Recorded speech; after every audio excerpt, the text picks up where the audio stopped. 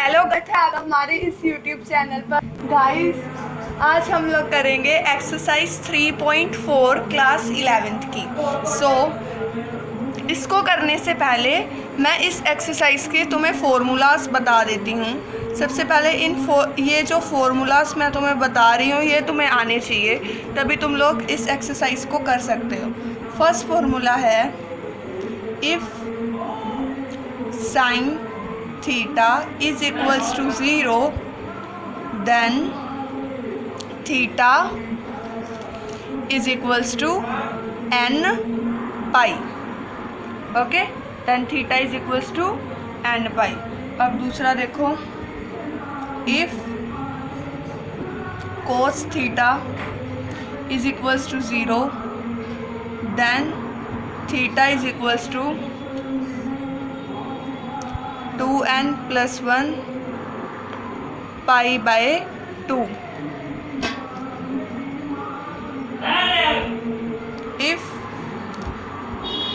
tan theta is equals to 0 then theta is equals to n pi. ठीक है। और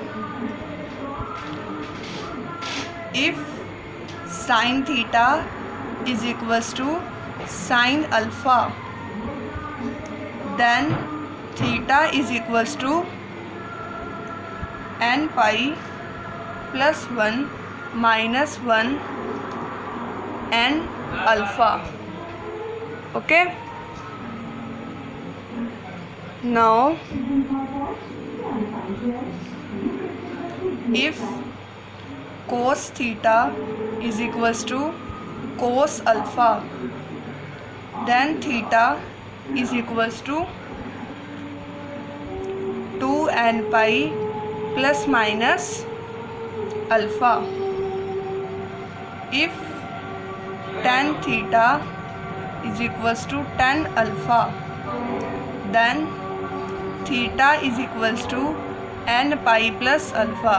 देखो, इस फॉर्मूले का क्या मतलब है कि अगर साइन थीटा हमारा 0 के इक्वल हो, अगर साइन थीटा हमारा 0 के इक्वल हो तो थीटा का फॉर्मूला होता है n पाई। अगर कोस थीटा 0 के इक्वल हो तो थीटा होता है 2n + 1 पाई बाय 2। अगर tan थीटा 0 के इक्वल हो तो थीटा होता है n पाई। अगर साइन थीटा साइन अल्फ़ा, मतलब अगर साइन थीटा 0 ना होकर इसकी कोई वैल्यू आए तो थीटा होता है n पाई + 1 - 1 n अल्फ़ा। अगर कोस थीटा कोस अल्फ़ा के इक्वल आए तो थीटा होता है 2n पाई ± अल्फ़ा। अगर tan theta is equals to tan alpha है तो थीटा होता है n पाई + अल्फ़ा।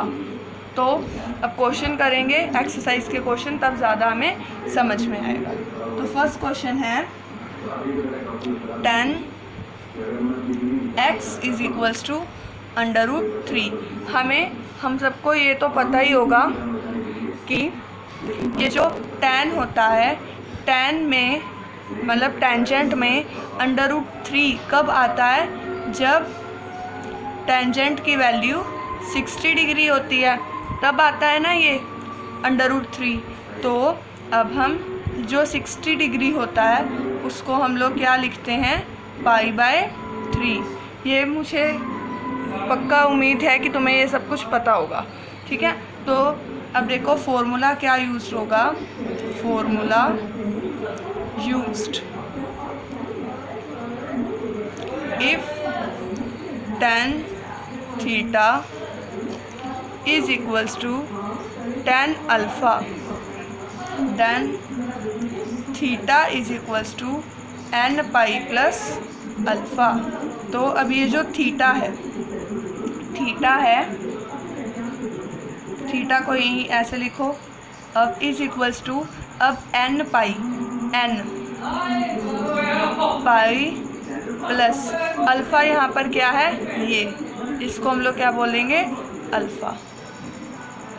तो ये जो हमारे पास आया है, क्योंकि क्वेश्चन में हमें NCERT वालों ने जर्नल सॉल्यूशन और प्रिंसिपल सॉल्यूशन निकालने को बोला है, तो जर्नल सॉल्यूशन हमारा निकल गया। ये हमारा क्या है? जर्नल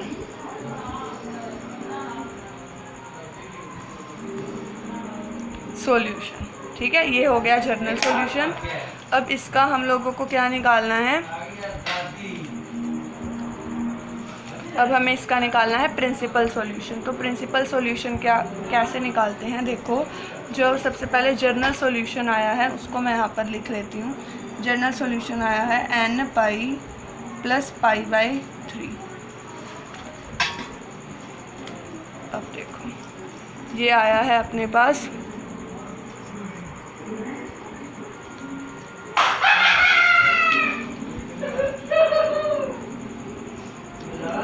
तो अब यहाँ पर हम लोग क्या लिखेंगे, पुटिंग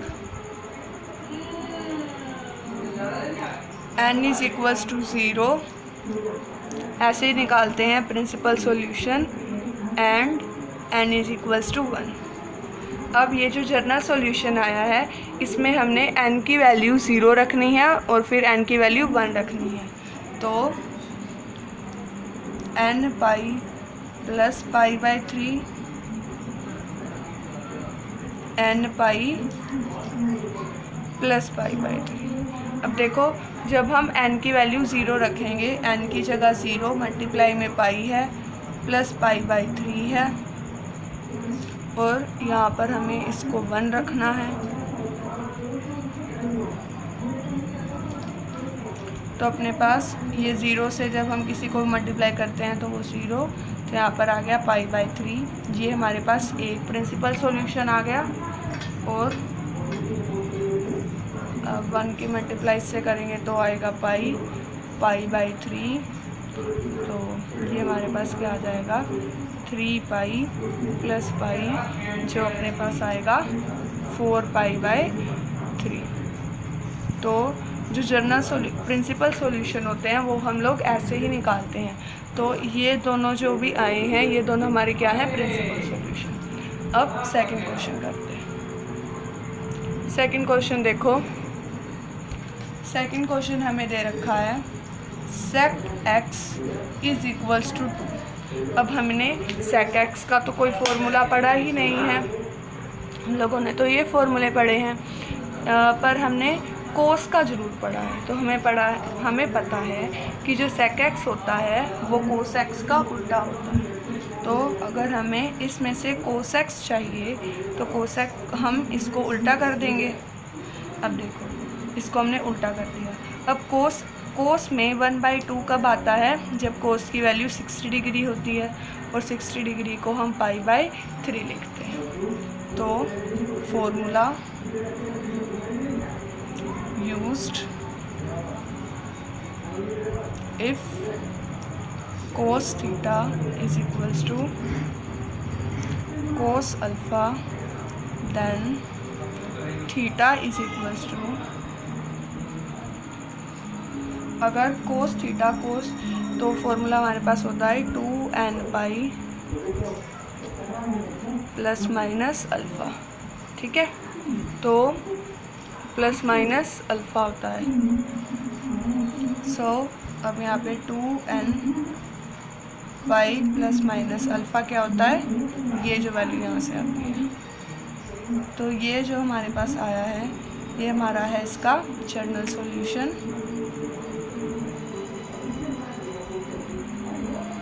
अब प्रिंसिपल सॉल्यूशन कैसे निकालते हैं, प्रिंसिपल सॉल्यूशन के लिए पुटिंग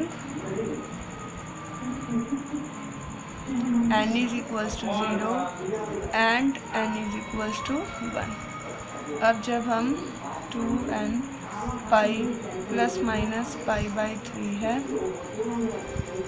और यहाँ पर भी हमारे पास ये ही है। अब देखो जब हम n की वैल्यू यहाँ पर 0 रखेंगे तो ये पूरा 0 हो जाएगा, तो ये हम पर हमारे पास प्लस माइनस पाई बाई 3 आएगा। यहाँ पर जब मैं 1 लगाऊंगी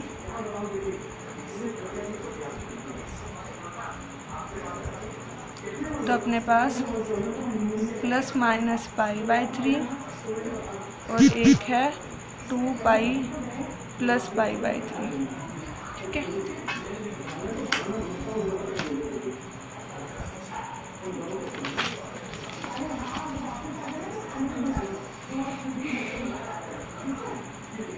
तो अब अपना यहाँ पर जो भी आया है हम लोग आगे लिख लेते हैं। प्लस माइनस पाई बाई 3 आया, यहाँ पर लिख लेते हैं प्लस माइनस पाई बाई 3। और दूसरा अपने पास क्या आया है 2 pi plus pi by 3, 2 pi plus pi by 3।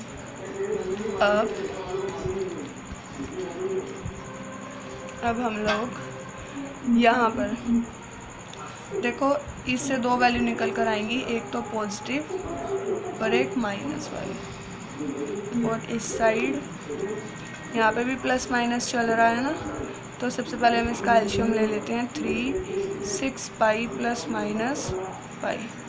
तो अब देखो हमें पता है जो पाई होता है वो 180 के इक्वल होता है। मैं यहाँ पर तुम्हें समझा रही हूँ, जो पाई होता है वो 180 के इक्वल होता है।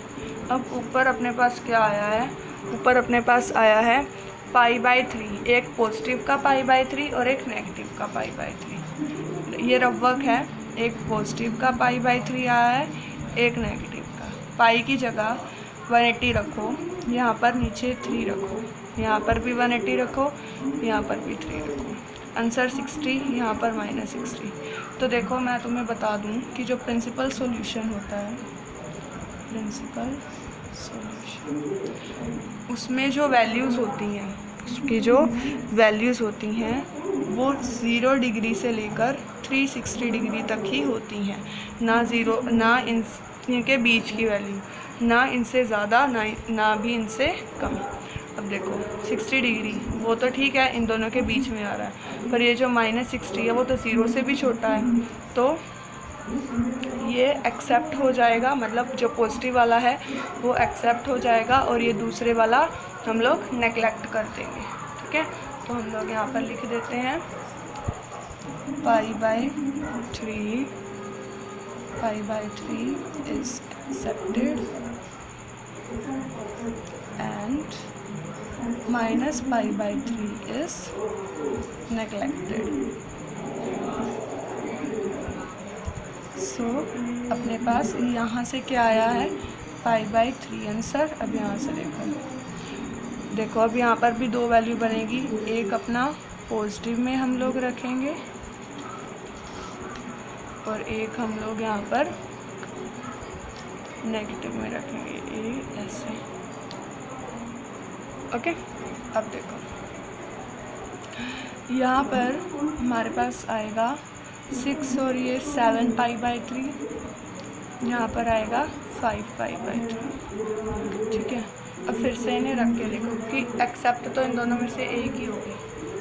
सो 7 पाई बाई 3, ये भी रफ वर्क मैं यहाँ पर समझाने के लिए कर रही हूँ। 7 पाई बाई 3, तो पाई की जगह 180 रखो, नीचे 3 है, यहाँ पर भी 5 इंटू ये वाला 180 रखो, नीचे 3। अब ये इससे कैंसल, 7 6 एक तो आया 420 डिग्री, एक आया 300 डिग्री। तो एक्सेप्ट कौन सा होगा, जो इन दोनों के बीच में होगा। इन दोनों के बीच में कौन सा है 300 डिग्री। 300 डिग्री को वाला कौन सा है 5 पाई बाई 3। तो यहाँ से हम लोग क्या लेंगे 5 पाई बाई 3।